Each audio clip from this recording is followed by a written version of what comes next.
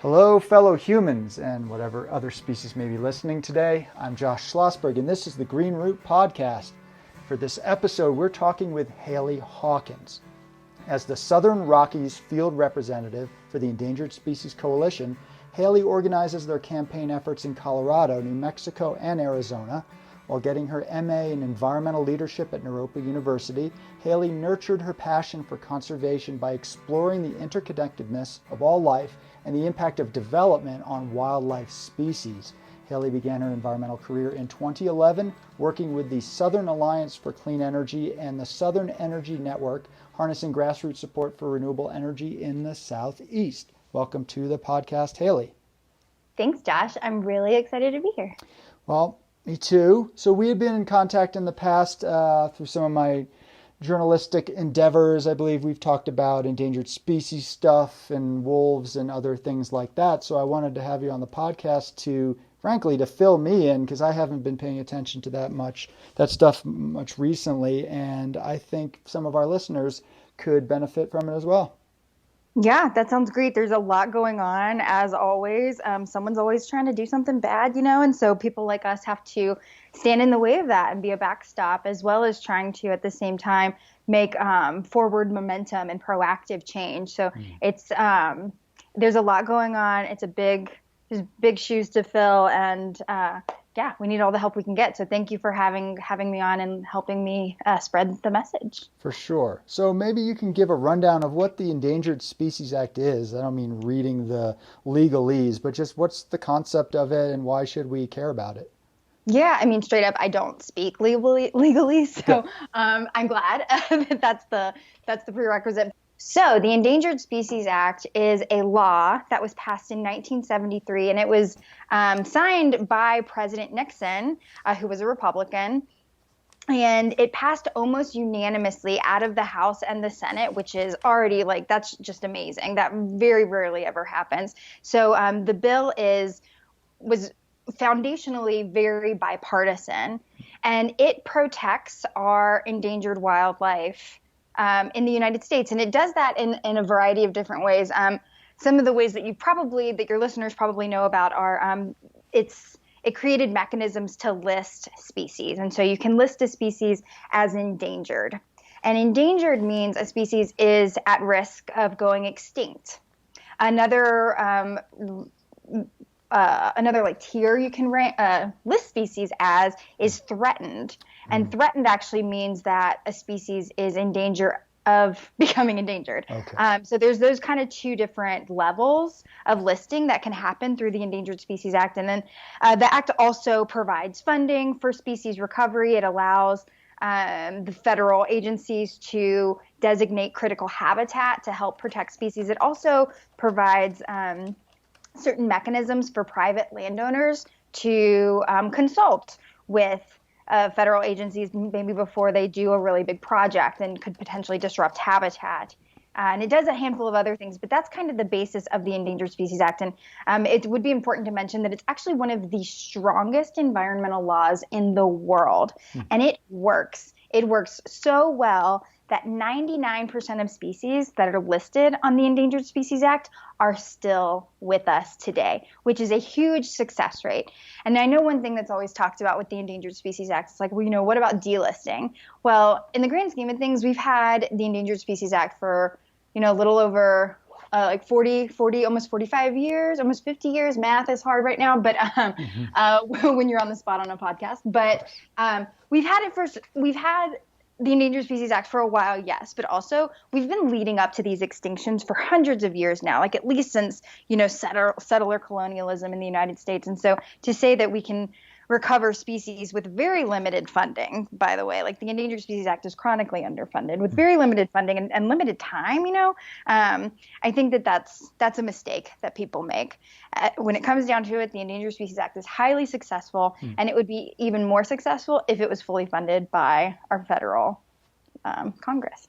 For sure. Yeah, it definitely seems to be a strong law, and it's done a lot of good. And you mentioned the delisting. So the concept of delisting is that when the government decides, okay, it's no longer endangered, so we can take it off the list because the populations are recovering. And of course, sometimes the criticism is, well, have they really recovered enough to be removed from the endangered species? So that's kind of some of the controversy, right? Yeah, definitely. Because oftentimes people, certain members of Congress or people that have certain agendas will try to prematurely delist species. And one kind of sneaky way that people try to do that is by bypassing science and bypassing the Endangered Species Act. And certain members of Congress might try to delist a species congressionally. And what that means is they'll try to pass a bill with language that delists a species, essentially. And this often happens with wolves. In the United States, depending on where you are, wolves are typically listed as either threatened or endangered. In the Midwest, they're listed as threatened. And here in Colorado, they're listed as endangered. If you go up to like a little corner of Utah, all of Montana, Wyoming, and Idaho, they're delisted. It gets wolves is like a very complicated issue, unfortunately for them and their recovery. But anyway, there's pretty consistently attempts to congressionally delist wolves, again, bypassing science, bypassing the Endangered Species Act, which is so frustrating. So we're typically fighting against things like sneaky things like that in the work that we do. For sure. And yeah, you're doing some great work, and I really appreciate the stuff that you're doing. And you definitely called my attention to a lot of stuff when I talked to you as a source for my work. So what are some of the things that are going on around Endangered Species Act today? I mean, it's not just a static thing, right? It's not just happening in the background. There are things that evolve with it. What's going on with it? Sure. So right. As the Endangered Species Coalition, the organization that I work for, we see ourselves as the backstop to make sure that the Endangered Species Act stays protected and stays strong. And, we do that through mostly advocacy, grassroots organizing, a little bit of, we can do a little bit of lobbying, what's allowed for groups that are 501c3s. But so that's kind of the perspective that we're coming from. But you're absolutely right that the Endangered Species Act is moving and shifting depending on who's interpreting it and who's in charge. And with our current administration, as some of you may be able to imagine, it's been a tough 3.5 years. I mean, it was hard before that, but especially. And so currently what's happening with the Endangered Species Act, and to be able to kind of give you the full story, I'm going to go back a little bit to I think it's 2018 maybe, because now I'm getting my timeline confused because it's been a whirlwind. Of course. But I think it was summer 2000. Oh God, maybe it was last summer. I don't even know at this point. So one summer recently, the administration floated some regulatory changes, some draft regulatory changes to the Endangered Species Act. Mm-hmm. And we were horrified when we saw them, ugh. And those changes included ignoring climate change in listing decisions and critical habitat designations. For instance, coral reefs are being highly affected by climate change, right? Ocean acidification. But under these new regulations, we wouldn't be able to list a species or designate critical habitats solely on concerns around climate change, which is super bogus, right? Because we know the climate's changing and a lot of crazy stuff is happening. So that was one regulatory change. We also saw a change that would take away automatic protections for species listed as threatened. A little bit of background on that. When a species is listed as threatened, they automatically get the same protections that endangered species do to kind of prevent them from becoming endangered. Well, that was taken away. Now when a species is listed as threatened, they don't automatically receive those protections, and they have to go through even more red tape. Also, those regulatory changes weakened the consultation processes with the departments. And oh my gosh, and then a terrible one is it allows economic considerations to be taken into account in listing decisions, which is against the Endangered Species Act itself, which says that listing decisions should be based solely on the best available science. So, I mean, these regulatory changes were just absolutely like, we like lost our minds. We were like, are you kidding us? Like, this is crazy. So we, of course, the Endangered Species Act and a lot of other laws mandate public comment when changes are made like this. So there's public comment, and we got almost 1 million comments submitted in opposition to these regulatory changes. So fast forward like 6 to 8 months or something, and they were supposed to look at all of the comments in opposition. They ignored them, and they finalized those regulatory changes. All of the ones that I just named. So that's like the craziest, that's the recent drama that's happening with the Endangered Species Act. Luckily, we have, we have Senator Udall, who is a Democrat out of New Mexico.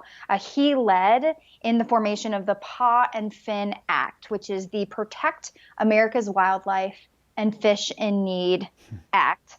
It's long, but Paw and Fin is real cute, right? Mm-hmm. So that bill pretty much, it's like 2 sentences long. It pretty much just says we nullify these regulatory changes.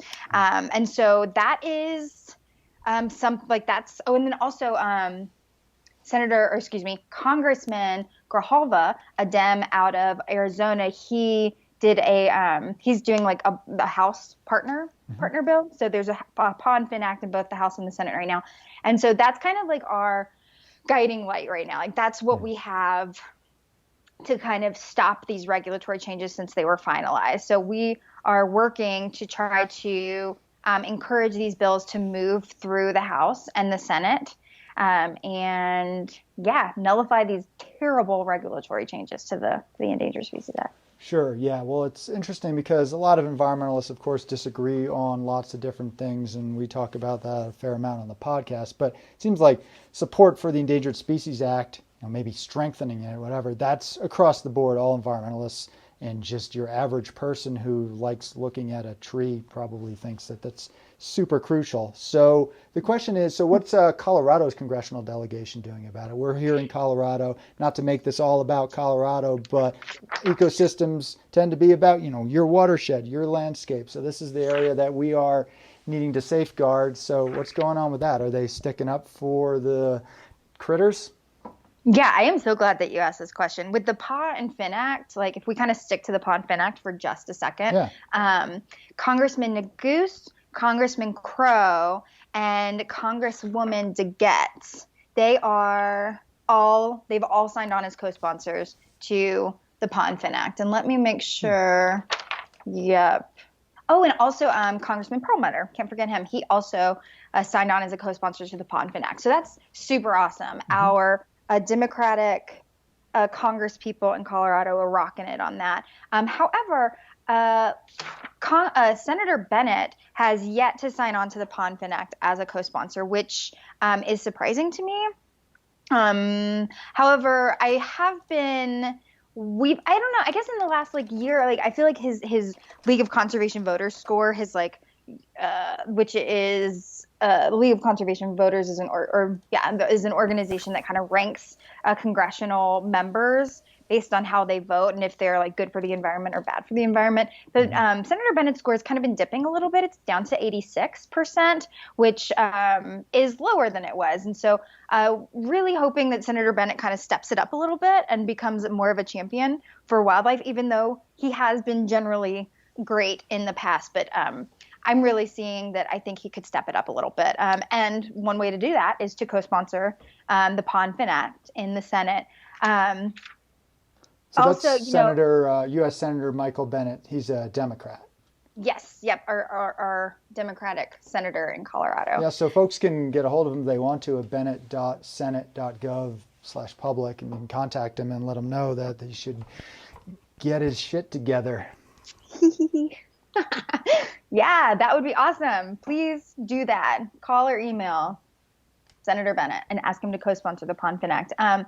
Generally, the rest of the Colorado delegation, unsurprisingly, maybe I shouldn't say that, but whatever, I'm going to say it. Unsurprisingly, Congressman Buck, Congressman Lamborn, Congressman Tipton, and Senator Gardner have not signed on to the Pond Fin Act. And generally their League of Conservation voter scores are fairly lower. Sure. Bucks is 0%, Lamborn's is 7%, Tipton's is 7%, and Cory Gardner's is actually 36%, which isn't, I mean, it's not zero, but it's because he has done some cool work on public lands and the Land and Water Conservation Fund. So let's give credit where credit is due. And, but 36 is still a failing grade by far. So let's not, Yep. Yeah. In school, you don't make it to the next grade. So maybe we could put something in place where if you don't have a passing score for your conservation stuff, then you don't make it to your next term. That's an interesting thought.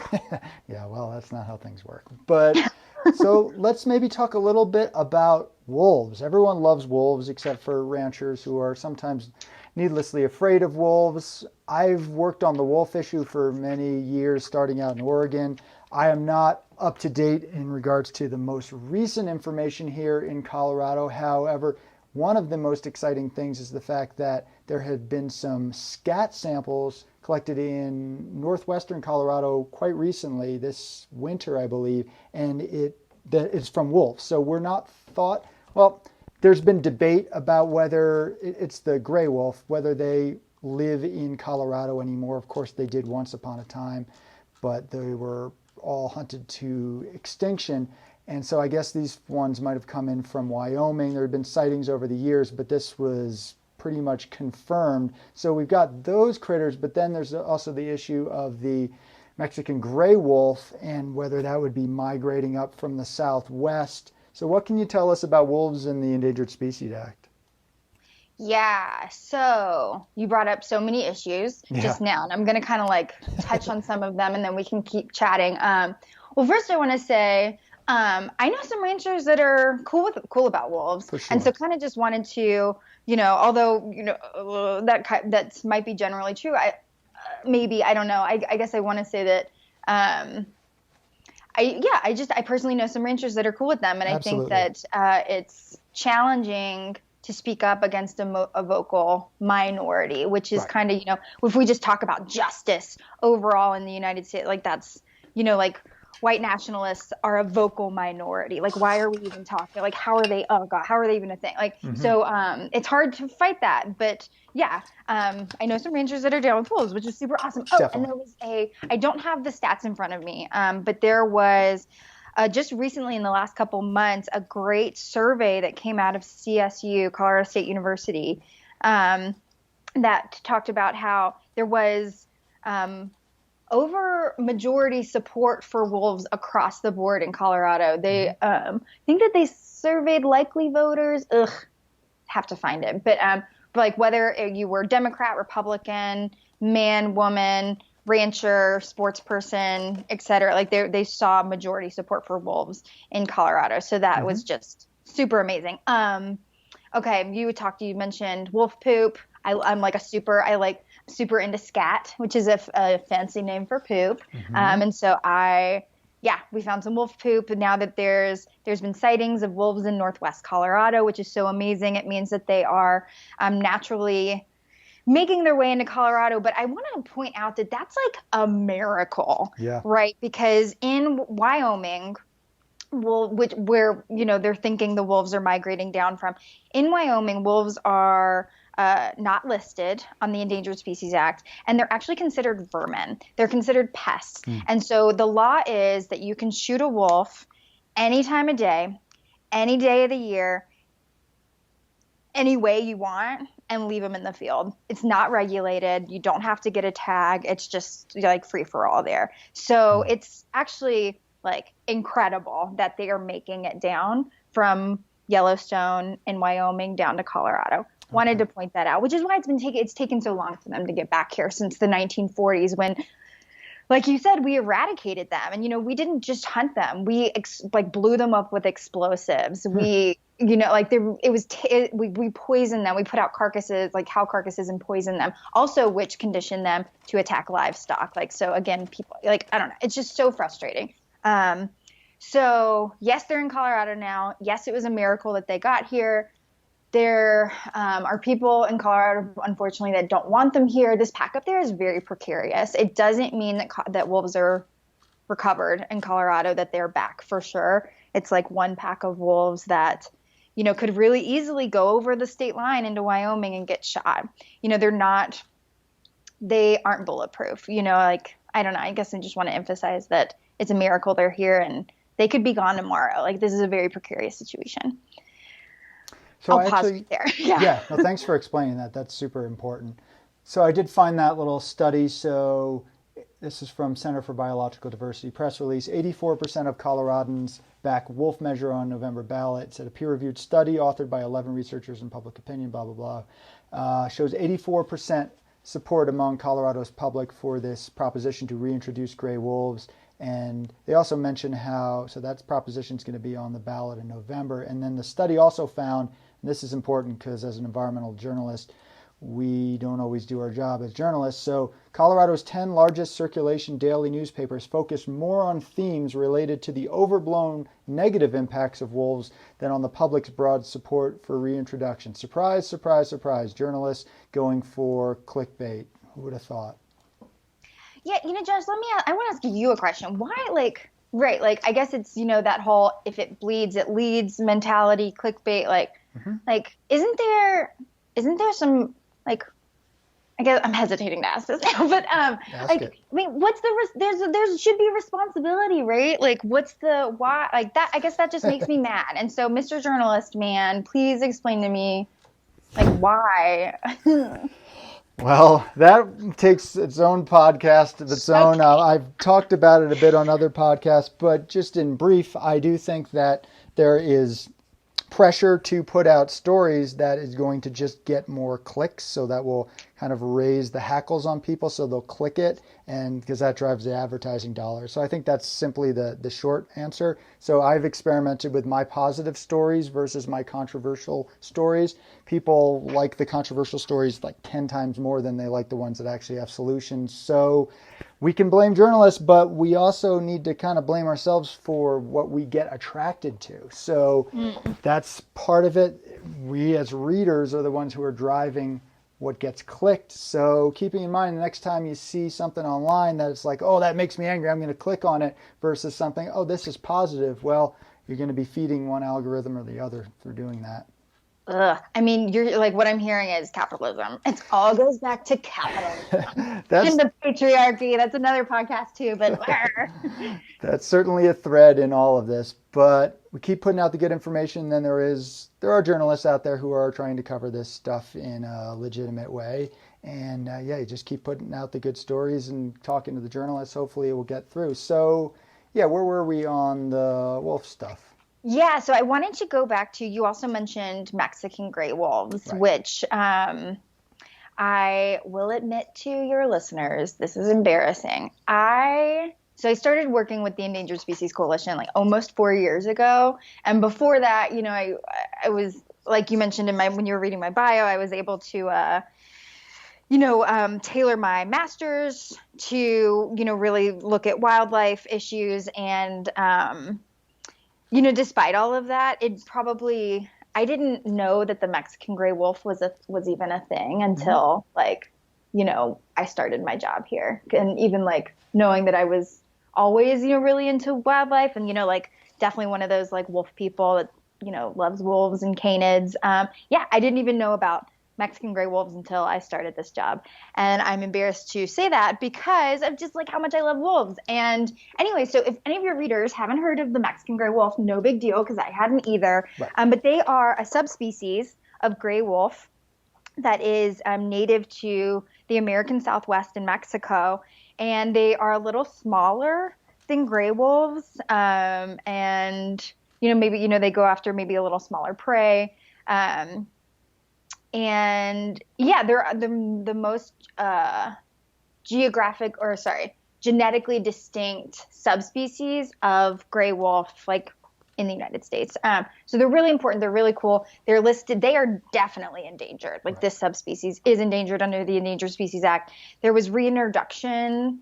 A reintroduction happened in New Mexico and Arizona around the same time as the one in Yellowstone, is a little bit after, and they have struggled real hard to recover. And a lot of that was because, by the time they were listed on the Endangered Species Act in 1973, right after it was, or 74, right after it was formed, at that point, there was only 7 of them left. Like, they could only find 7 of them, which is really bad because genetic diversity is something that makes a species strong.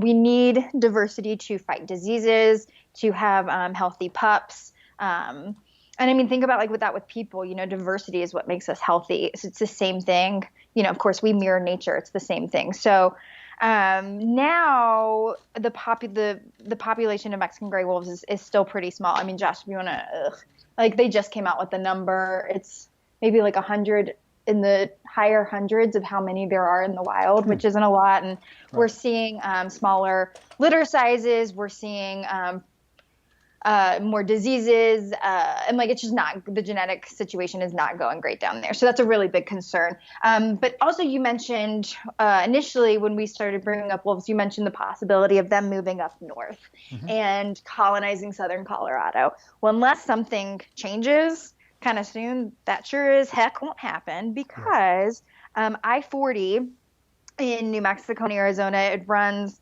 horizontal through both of the states, and it kind of splits the states in half.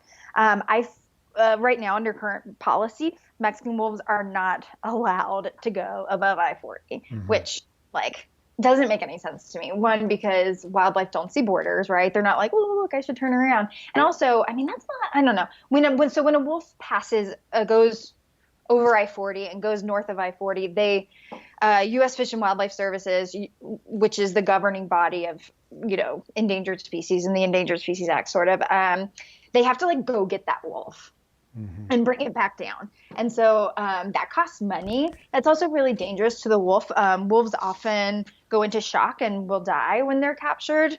And so we could potentially be, killing an endangered species, which they like to say take, not kill. It's kind of a euphemism. But so unless that policy changes, that's not going to happen anytime soon. They're not going to make it to Colorado. But biologists are saying that they need to have that freedom. They need to be able to get over I-40 because we need to create geographically distinct populations genetically distinct populations of the wolves. And we also need habitat connectivity so those wolves can go back and forth between the packs, intermix their genes. I'm going to, be with you over here and move over here and do all this stuff. And that's what makes ecosystems and species healthy and resilient, and what eventually leads to recovery. Right now, it's almost we've put a life jacket on the Mexican gray wolf and we're like, go be free and swim. And they're like, this life jacket, I'm trying, and thanks for keeping me alive. But this is kind of, I don't know. That was a weird metaphor. No, that makes perfect sense. Well, you're saying it's all about the land, right? So if we don't protect the landscapes, it doesn't matter if we have other sorts of protections in the law. If there's nowhere for them to go, they can't go there and they can't survive and they can't propagate their numbers. But something I just found was 163 Mexican wolves in the wild in New Mexico and Arizona. The number's gone up a little bit, so that's a positive thing. But yeah, it's a complicated issue. When I started writing about this, I was surprised with all the details I needed to get into. And to admit, I didn't know really that there was a Mexican wolf either until fairly recently. So I think clearly we need to get that out there more, and journalists need to do their job a little better. But if folks are interested in some of the details, I wrote a piece for Enviro News a couple years ago. You can find it on joshschlossberg.net. And it's called Governments in Colorado, Utah, New Mexico, Arizona Deliberately Derailed Mexican Wolf Recovery Documents Reveal. So I did an investigative report, a deep dive into basically a lot of the politicians on purpose hamstringing the plan and making it so these wolves were not going to really have much of a future. Some of this is the stigma against wolves, and I think you're totally right that not all ranchers oppose the existence of wolves. Absolutely not. There's an increasing number of ranchers who are a lot more ecologically minded, let's just say, or understand the role of nature to a certain degree. So they're not as threatened by that. But I do think there is just this underlying fear of wolves that comes from fairy tales, comes from all sorts of past history of wolf as the bad guy and stuff like that. When I was testifying on these issues many years ago in Oregon, there were folks who were coming to these hearings and they were comparing wolves to child molesters, which didn't even really make sense. One of them was talking about how, because this was during a time when wolves were coming in from Idaho into Oregon and we were trying to ensure protections for them. And one person said, we're going to have to build 10-foot fences around all of the schools so the wolves don't come in. And it's like, come on, get a grip, people. And some of the research I did at the time was around wolf attacks. So specifically, I looked into stuff around ranching and things like that. And certainly there's some depredation. That's what happens. But there are a lot of programs in place to compensate these ranchers. It's also a lot less than you'd think. And I don't have the numbers on this now, but I remember the numbers of dogs, domesticated dogs killing sheep and things like that and other livestock was actually greater than the wolves. So it's kind of a little bit blown out of proportion. And just in terms of, I'm afraid that a wolf is going to kill me. Well, it's the data that I've found. So there's this one article on the dodo and it's just this publication. It was written 5 years ago and they tracked a lot of this information. So there were 2 documented fatal attacks by wolves in North America in 2005 and another year, a few years later. There had been a few other attacks, but it's so rare. Meanwhile, it was in 2014, there were 41 confirmed fatal dog attacks. So if you're not afraid of a golden retriever killing you, which you shouldn't be afraid of a wolf killing you. Mm-hmm. Mm-hmm. Totally. And to make sure it's really clear, I think that number that you found from the dodo, it was two wolf attacks. That was like in recorded history, not for that year. It was like in the last 100 years. Excellent or something. Point. Yeah. A Yeah. 2002 report prepared by the Alaska Department of Fish and Game found no human deaths in North America attributed to wild, healthy wolves since at least 1900. So there were a couple that happened over the last 10 years. And there were a couple instances, I know in Nova Scotia, where there were these breeding of coyotes and wolves had bred. And so what ended up happening there is they had the size of the wolf and the lack of fear of a coyote. And so I think that did happen in one occasion, but you are way more likely to be killed by a dog, and none of that is very likely at all. So the idea that a wolf is going to hurt you, I mean, maybe don't have your infant child walking alone through the forest, but if you're doing that anyway, you're probably not a very good parent to begin with. So keep an eye on your little ones, mountain lions, bear. They are wild creatures. They can attack humans. It is so rare that it's not really something to even be on your radar. And I just wanted to point that out there, that I write horror fiction, and so sometimes I do make things, monsters and things scary. I always try to make wolves the good guys because they are so important to our ecosystem, and really they don't want to have anything to do with you. If they're going to smell you from a mile away, and if you catch a glimpse of a wolf, you should count yourself lucky, because that is an extremely rare event, much less one wanting to aggress upon you in any way. So I just wanted to get that out of the way. I'm sure all my listeners know that, but it's an important thing to stress. It's not even a statistical thing to be concerned about. Yeah. End of rant. No, thank you. Can I add like one more ranty statistic to that? Sure. You were mentioning like livestock predations of wolves on ranching operations, and the number, you said that you couldn't think of the numbers. The numbers are that wolves kill like less than 1%, like of livestock reporting from the USDA, livestock death reporting. Less than 1% of that is from wolves, which is less than livestock that die from weather. Okay. So we're talking like a cow getting struck by lightning or something like really crazy. Like that's like less wolves depredate on cattle than that die from weather. So that's when I saw that statistic, I was like, whoa. That's really important, because that does tend to get overblown. And I think we do have to have some concern for ranchers who are trying to make a living out there, whether you support that or not. They existed there for a while. whatever, but it's not really a real concern, it seems. And there are lots of programs in place, like I said, to compensate these ranchers. So if ranchers come up with this argument, we can't have wolves because it's going to put us out of business, and you are sympathetic towards that, well, it's important to look a little bit closer and realize that's not quite an argument. I will say one thing that you don't have to comment on, Hailey, or not, but something I noticed in terms of the cultural issue around this, and I found it really fascinating. So when I was in Oregon and I was living in one of the cities there, we trucked our folks out to these rural areas where these hearings were being held. And I would hear some of the rural folks talk about no wolves, and then all these city folks coming in and saying, yes, wolves. And I did have a bit sympathy for them in terms of, okay, here are people living in the city who don't even live in the natural environment, dictating how things should be in the rural areas. And so I would argue it's not even about the science or the statistics. It's this feel of city folks, the city slickers, making decisions for the folks who are actually living out in the wild areas, and they may be incorrect about their concerns about whether a wolf is going to hurt them or do things to the children in the playground or eat their sheep. But I think there's a little bit of rancor with these city people don't even know what they're talking about. They don't live out here like I do. I don't want them telling me what to do, and that's why I'm going to be contrary. Do you have any opinion on that, or you can take the fifth?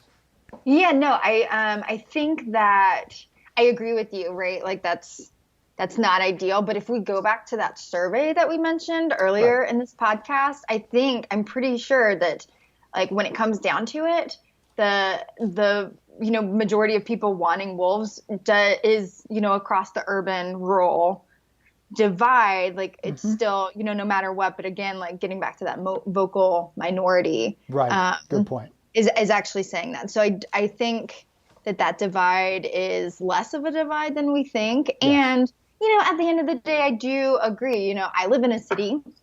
I am not I'm from Mississippi, which is fairly rural, but like in Colorado, I live in Boulder, right? So it is hard for us to say that. And also, I mean, though, the ecosystem is an issue for everybody, not just rural people or urban people. And with outdoor recreation and wildlife watching being one of the leading economic drivers in the state of Colorado, and like needing that healthy ecosystem for that economic driver, I tend to maybe lean on that over, this like, urban people shouldn't be telling rural people what to do thing. At the end of the day, ecosystems need to be healthy. Climate change is happening. We're in the sixth mass extinction, like climate change. We're just in all of these catastrophes are coming around us and compounding on one another. Like really, when it comes down to it, that's the big picture that we need to be talking about, like not who told who to do what personally. No, totally agree. It's just, I think, helpful to understand where some of this is coming from. And maybe those of us who do live in city areas, I recently moved up into the hills just to get away from things. But having some sympathy for some of the folks who live out there and trying to be able to speak to them in their own language, and realizing that, yes, there are all these other economic opportunities for land protection. And a lot of these folks really do love the land. They just have a little bit different view on it. So I haven't given up talking to those folks. And I think you're right. A lot of rural folks are changing their mind or have been in favor of protections from the start. So it's not simply that city-rural divide, but I do think that's part of it. But so we were talking about landscapes, how important it is to protect land. You can't just have a law that says, oh, this creature is protected and there's nowhere for it to go and live. I recently had a podcast that was saying, are you an ecosystem patriot? And I was just kind of making up this term that doesn't make any sense, but tying into 4th of July and stuff like that. But so land protection being an important thing, you've worked on some issues of habitat connectivity. So tell us a little bit about what that is and why should we care about that term? Yeah, I agree. So habitat connectivity is kind of this really big thing that's, it's hard to look at, it's hard to touch, and so it's a little abstract. But to do my best to define it for you, it is connectivity is the ability of wildlife to move from one area to another to fulfill their roles in the natural world. And I want to emphasize that when I say wildlife, I mean, of course, like mammals, fish, birds, but also bugs, plants. Plants need to be able to disperse their seeds and for them to move place. So connectivity involves the ability of all of the creatures, all of the non-human beings to be able to move in this sense. And wildlife often use core habitats to do their things. You might have a core habitat with a great stream or a river or some kind of resource, or maybe, a den, a bear den is over here in this other habitat, and they need to move from one core habitat to another to do what they need to do and get the resources that they need, find mates. And so wildlife actually, they need corridors to move in between those core habitats. And core habitats are often on our public lands because these areas are typically large and protected. And so just to kind of give you those few definitions, connectivity is the overall ability for wildlife to be able to move, and wildlife use corridors to move from, one habitat to another. But the issue is that, whether it's a fence, a shopping mall, a neighborhood, a road, all of these things stand in the way of wildlife movements, and they cause fragmentation, habitat fragmentation. And habitat loss and fragmentation are the biggest drivers of species decline and extinction worldwide. And so in Colorado, as we're seeing, of course, we've been talking for, how many decades about the population expansion in Colorado. That comes with the need for new houses, new neighborhoods. I'm sure, all of your listeners can identify, a new housing development that's popping up on a road that they drive often. I mean, it's we're just exploding here also because Colorado is great, but we have to develop responsibly. Anyway, that was my little rant, but to kind of stay with the what is connectivity and why is it bad? We're in the sixth mass extinction. Wildlife around the world are declining. Colorado is not an exception to that. And there are some wildlife need to be able to move more than others. Of course, deer and elk. That's the really good example poster child here. They need to be able to do their daily and seasonal migrations to move. And often when they can't do that, you see increased vehicle wildlife collisions in certain areas, which is bad for that wildlife because it's probably not going to survive that. But then also bad for property damage, human life is in danger. And then also another really important point here is climate change. Habitat connectivity, increased habitat connectivity can actually help with climate change adaptation. Our Rocky Mountains out here are very likely going to serve as climate refuge for species, but that's only as our climate warms, they'll want to move up to colder, move up in elevation where it's a little cooler, but that can only happen if they can get there. That's kind of the issue. When our cities and our roads are standing in the way, like there's parts of I-70 west of Denver that are just impenetrable by wildlife. And some experts have said that I-70 is one of the biggest barriers to wildlife migration between Canada and Mexico. Let me say that again. The biggest barrier between in our continent, in the North American continent, might be, our I-70 corridor west of Denver. So this habitat connectivity issue it's one that it's harder to see, it's harder to touch. We can't just look at a species and, know that it's disappearing. But, we can, if we look at, if one is lucky enough to be in a plane and they look down, you'll see all the different stripes that are in our ecosystem, and you can see the fragmentation. Anyway, I'll pause there. Yeah, I think that's a great point. And I just want to make a little caveat. So public lands, obviously, that's where a lot of this connectivity can happen. They're protected, but sort of. They're not even really completely protected. There's still plenty of extraction, logging, and stuff like that going on a lot of these lands. I actually just stumbled across the state wildlife area the other day, and I was trying to sneak in through this back way into this wilderness area. So going through the state wildlife area connects to national forest, and it goes into wilderness.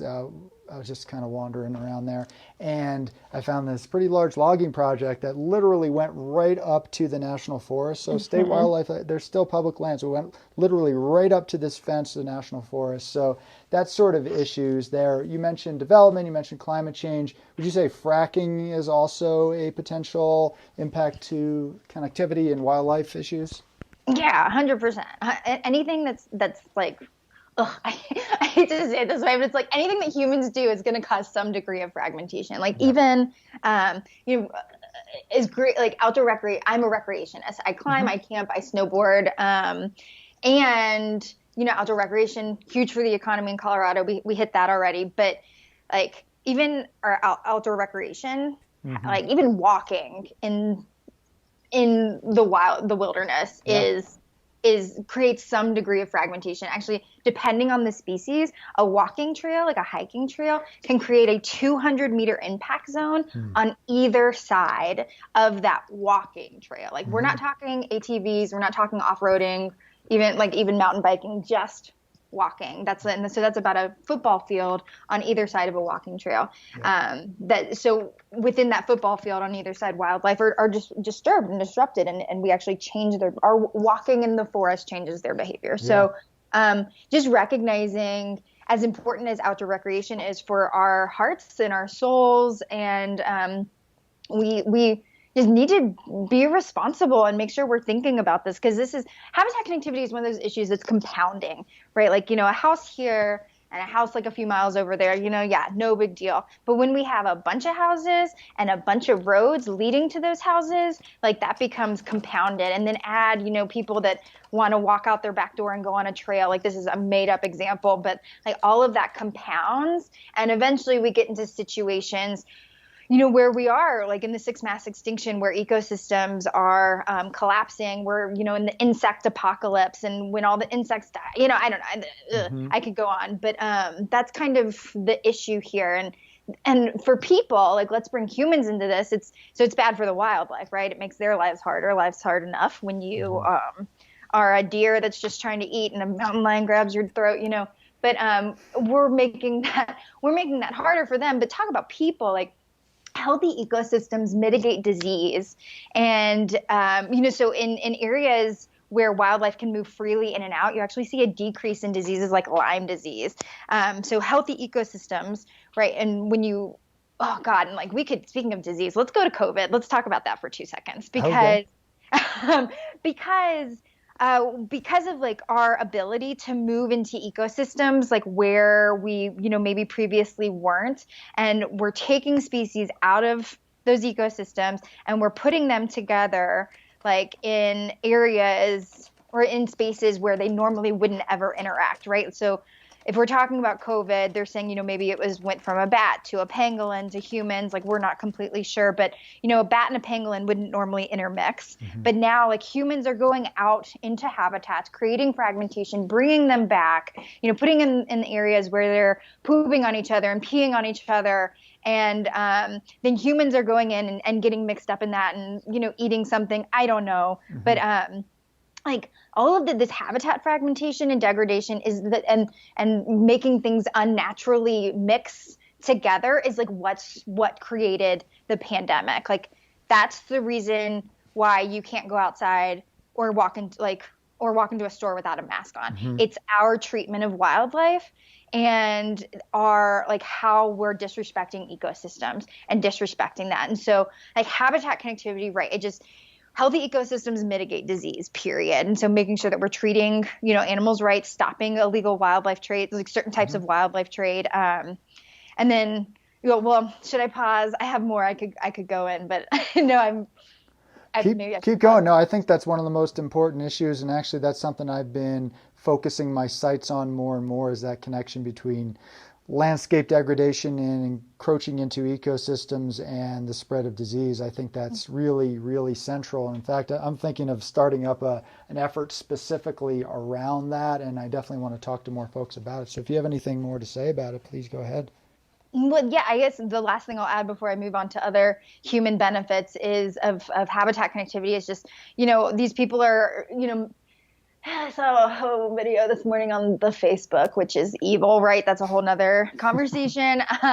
But there was this video about all these people like, saying like, oh, I have to wear masks. Like the government's trying to regulate my breathing. Well, I don't personally agree with that because they're not regulating our breathing. But like, if you're really mad at somebody, like be mad at the super lax laws that we have around wildlife. Like, that's what you should be mad about.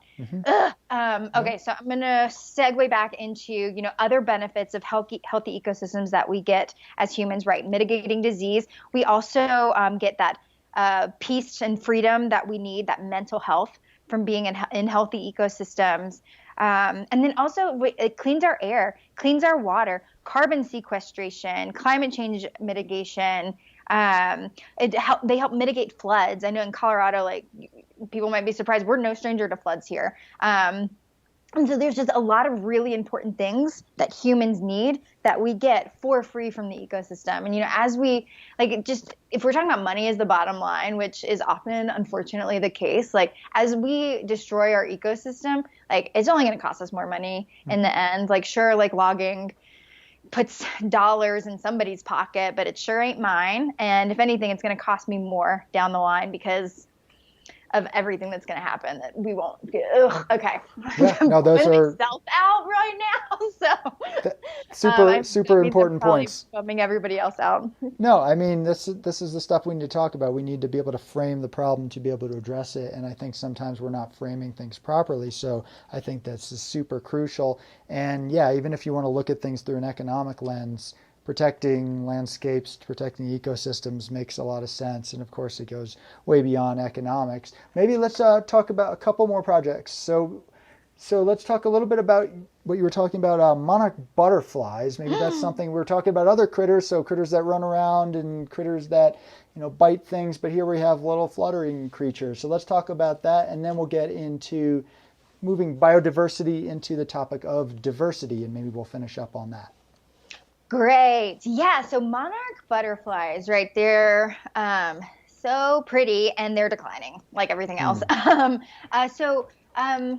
do I want to go with this? So interestingly, I think it's funny. My messaging was recently around this project that I'm doing was recently challenged in a nice way. And so I edited it a little bit. So I guess, okay, what I would normally say is there's an eastern population of monarchs and then there is a western population of monarchs. And both populations have declined drastically. The western more so. So the number from Xerces Society is that the western population of monarchs has declined by over 99%. Wow. Which That's with terrible. that number, yes. So like historically in the 1980s, 70s or 80s, there was 4.2 million individuals in the western population, and now we're looking at about 30,000. So it's just like they're gone. And we like rarely see them in Colorado. Although Colorado they say is at the edge of their migration, but and I think people in the southeast Colorado get to see them a bit more than we do up here in up north. But the reason I hesitated about the western and eastern populations is because a friend of mine, Sergio Avila, he is a biologist that has done a lot of work on monarchs. He recently explained to me, he was like, why are we talking about eastern western populations? He's like, I've documented eastern butterflies that have gone west and western butterflies that have gone down to Mexico. So that's just really cool. It kind of just goes to show you that, as people, we like to silo things and say like this group does this and this group does that. And, nature doesn't always like to hear to our little definitions of things. But right. Nature doesn't like borders. Yeah, right. And neither do people, but that's a different conversation. But so I'm doing this really cool project where we are folding monarch butterflies, origami monarch butterflies. And of course, I was inspired by Sadako Sasaki, who is the young girl that died 10 years after the bombing of Hiroshima. She died due to leukemia from being exposed during the bombing. And so, she was folding cranes, and cranes is very significant in Japanese culture. We're folding monarch butterflies, but I kind of I want to name that she is where we got the inspiration for this. And, you know, just as she was attempting to heal herself by folding monarchs, we are hoping to heal the monarch population out here by folding monarchs. And as people are doing that, they're writing, you know, why monarchs are important to them, and we're folding them, and I'm collecting them, and we're going to bring them to the senators and say like, hey, you know, we need to take this seriously and protect them, because actually monarchs were petitioned to be listed on the Endangered Species Act in 2014. That still hasn't happened. Nothing has happened. But actually, in this December is like a deadline, is some imposed deadline where they're supposed to decide if monarchs are listed. And so I'm hoping, you know, this is really good timing for this project. We're going to have, you know, ideally thousands and thousands of monarchs to show for people, and that each of those monarchs represents, you know, a wish or a desire from a constituent in Colorado to help. And so if folks are interested, you can go to endangered.org/monarch origami. And there's also, if you go to that webpage, there's also a link that you can go to find all the materials in Spanish, which was really important to us, because I know that, you know, monarchs are especially important to certain indigenous cultures in Mexico. They represent, or sorry, they don't represent. They are the spirits of their deceased loved ones. And so, this is just a really important issue, really important cultural issue, really important biological issue that we're paying attention to, and we really want them to, they need to be listed. So we're trying to make that happen. I think that's a really cool project, and I think that's way more effective than just an online petition. Who knows if that even gets to them. I suggest y'all going into the halls of Congress and just dumping it from up high on the heads of the senators and Congress people. I think that would be, so if you need somebody to do that, give me a call.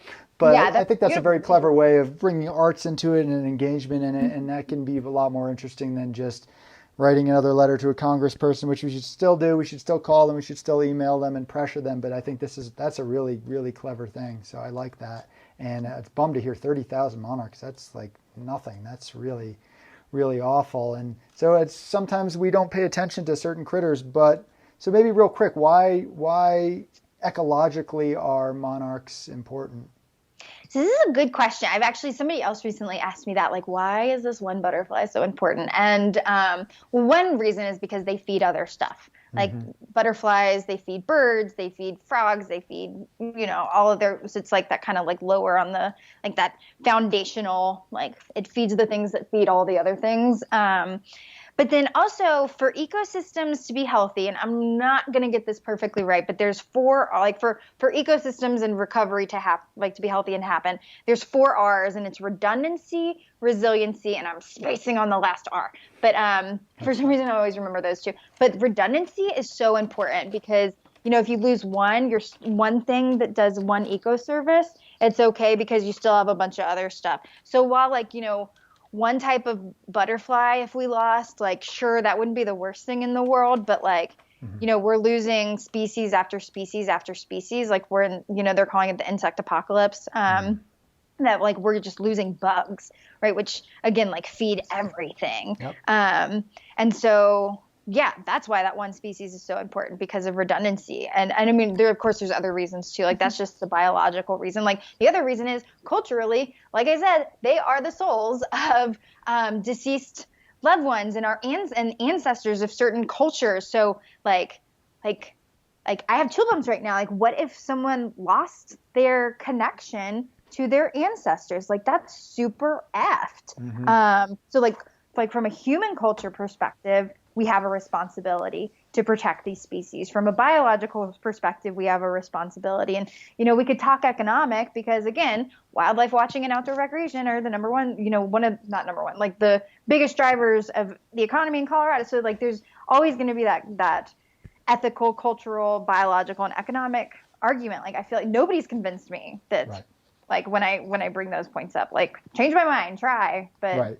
Yeah, I think it seems like a no-brainer protecting some butterflies, and there's not really any interest groups out there saying, oh, well, the monarch butterflies are going to attack my children or they're going to eat my pets. I haven't heard of that happening. However, if there was a flock of monarch butterflies that did attack a cow, That would be kind of interesting. So let's get into the final topic that we're going to talk about. So my clever segue, not so clever, was from biodiversity into diversity. So you had mentioned stuff around diversity, equity, and inclusion issues tied into how access to wildlife is a privilege for some of us and not for others. What is that about, and what is the importance of that issue?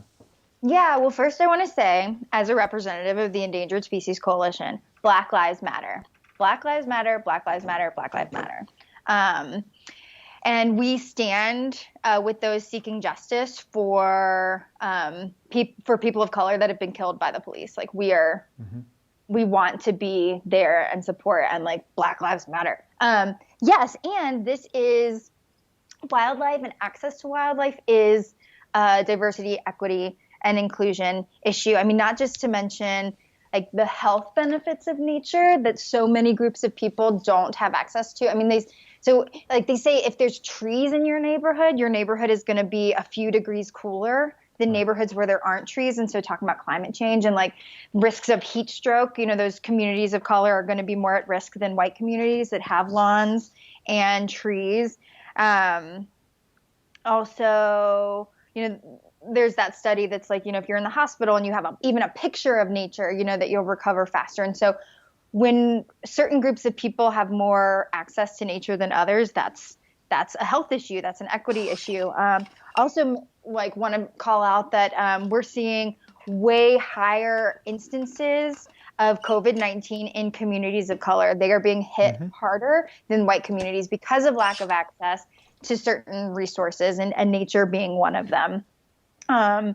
Like, I mean, again, I live in Boulder. We are so privileged here. I'm surrounded by over 100,000 acres of county and city open space. Yep. Like, that's my privilege. And like, my rent's really expensive and I hate it, but like, I am privileged to be able to pay that. And like, there are people that don't have that privilege. And so this is something that, or God, like, even the privilege for like clean air and clean water. Like, there's certain parts of Denver that I don't want to live in. Yep. That's the only places certain other people can afford to live in. So, I mean, it's just effed at the end of the day, right? Because, it's so okay. I'm frustrating myself again and getting off track, but, that's kind of like the basis of where we're coming from. And like, I think my baseline point is that we can't have healthy ecosystems without justice for everyone, and we can't have justice for everyone without healthy ecosystems. And so as I am working, to protect wildlife, and, also working to make sure that the way I'm doing my work is inclusive, because the big green organizations have traditionally been very white and have been exclusive of voices from people of color. And also, there's all of this stuff going on around people of color not being welcome in nature, in spaces, natural spaces, which is more coming to light more, which is awesome, especially because like, I'm sorry, I'm laughing at myself because I'm ranting, but like, our national parks and our public lands were built on a foundation of racism. Like, Black people were not allowed in our national parks for like a while. And also we'd already displaced Native Americans when we stole their land, when white settlers stole their land. And then we displaced them even more when we were like, oh, just kidding, we want to put a national park here.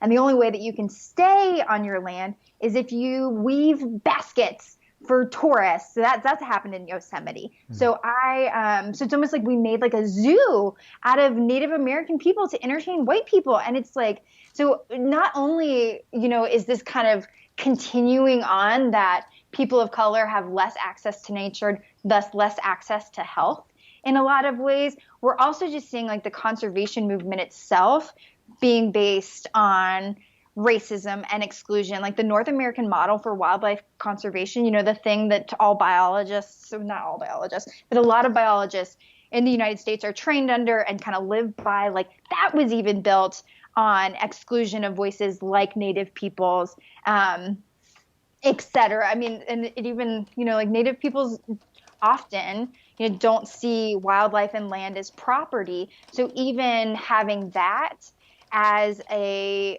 key point in the North American model in our society, like that automatically makes society exclusive to that group of people. I'm so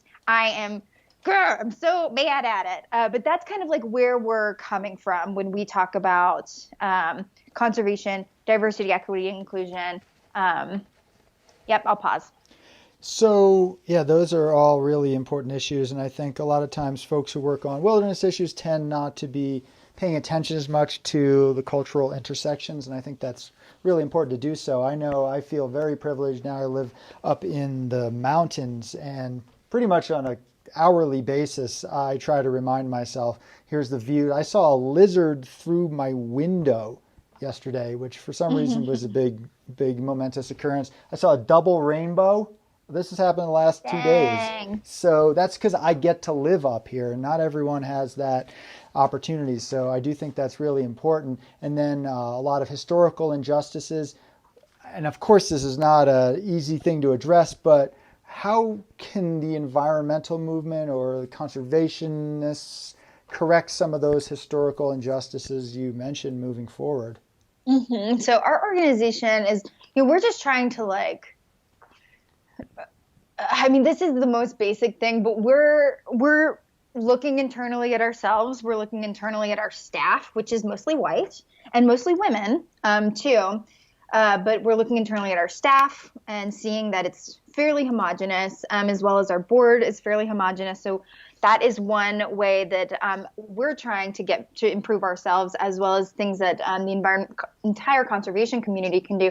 And then also just in my daily work, I'm learning there's so much stuff that I can do, really basic stuff, translating my materials into Spanish, making sure that I am, when I'm outreaching for my events, I'm not just outreaching in places where white people are, that I'm outreaching beyond that. And a lot of that mandates that I, as a white woman, get out of my normal, my comfort zone, because I'm a white person. So I know, I hang out where white people hang out, and I know what white people do. And if I can expand my sense of normal to include, whether it's just restaurants or music or movies or whatever it is that I'm seeing the other people's perspectives, that helps me become a more, what's the word I want? It just helps me become a more open and thoughtful person. So that whiteness is less my norm.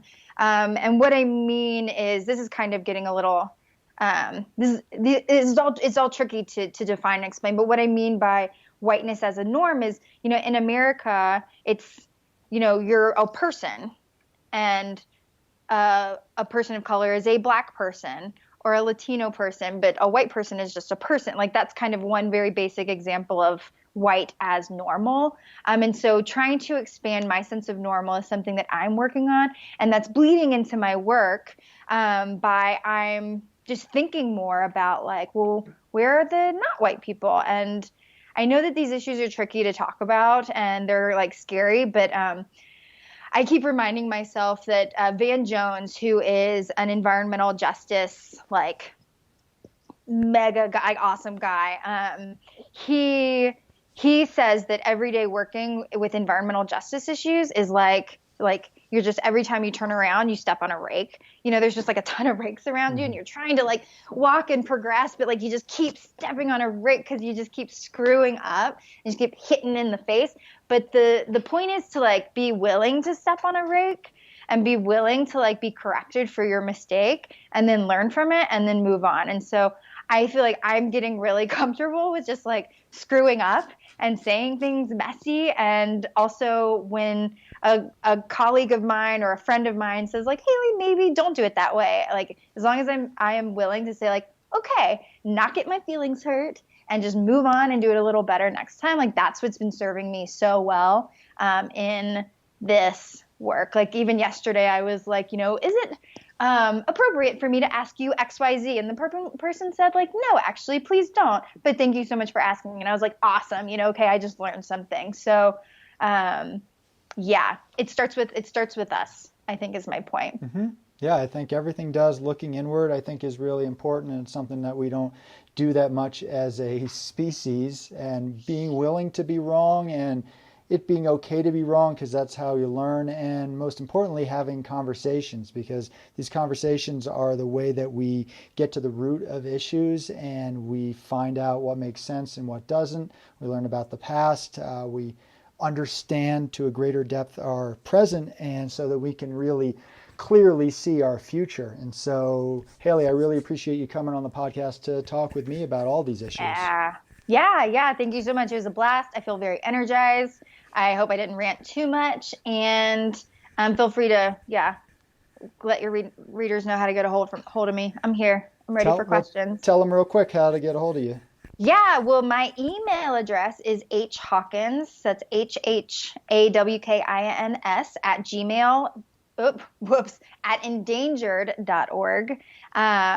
If you have any questions about the issues that we talked with today, if you want to learn more about how to volunteer, how to help endangered wildlife, I'm your person. So please send me an email, hhawkins at endangered.org, and you can check out our website for the Endangered Species Coalition, which is just endangered.org, to learn more. And we're doing all kinds of fun stuff all of the time. I am so busy. But I am not busy enough to talk to you, because talking is obviously what I enjoy doing, as you've learned in the last over an hour. Well, I'm glad that you do enjoy talking, because I definitely enjoy listening to you. So you take care. Great. Thanks, Josh.